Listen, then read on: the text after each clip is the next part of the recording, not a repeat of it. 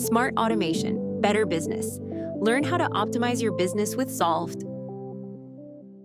Hi everyone, I'm Kenzie Whitman, a Salesforce consultant at solvd.cloud, and today I'm answering one of the most common questions I get from clients who are considering Salesforce Revenue Cloud. How long is it actually going to take?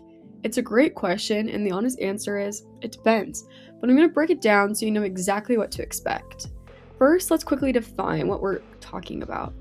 Salesforce Revenue Cloud brings together CPQ, that's configure, price, quote billing, and partner relationship management into one unified platform. It's powerful, but it's not a simple out-of-the-box setup.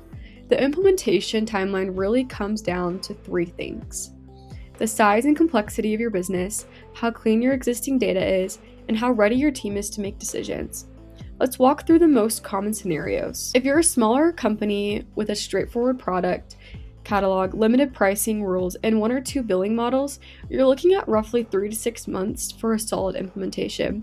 This assumes your requirements are well defined upfront and your team is engaged throughout. For mid-market organizations, think more complex pricing tiers, multiple product lines, subscription billing, and integrations with an ERP like NetSuite or SAP.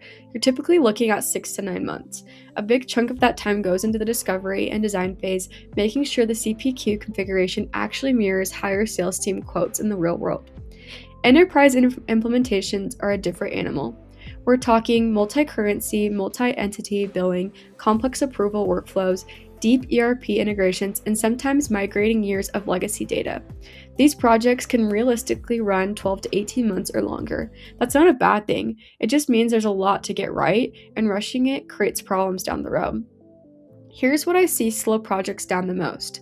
First, unclear requirements if your internal stakeholders can't agree on how quoting or billing should work. The project stalls. Get alignment early before the build begins. Second, dirty data. Migrating product catalogs or pricing data from spreadsheets or a legacy system is often the longest part of any project. Start your data cleanup now, not later. Third, scope creep. Every time a new nice to have gets added mid-project, timelines stretch. Stick to your MVP for go live and save the extras for phase 2. And fourth, lack of internal resources. You need a dedicated internal champion, someone on your team who owns the project and can make decisions quickly. So what can you do to keep track of things? Invest in a discovery phase. A few weeks of thorough scoping upfront saves months on the back end. Choose an experienced partner who knows the gotchas and prioritize a phased rollout.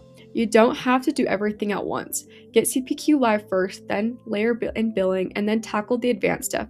At solvd.cloud, we build phased roadmaps so our clients get value fast without biting off more than they can chew.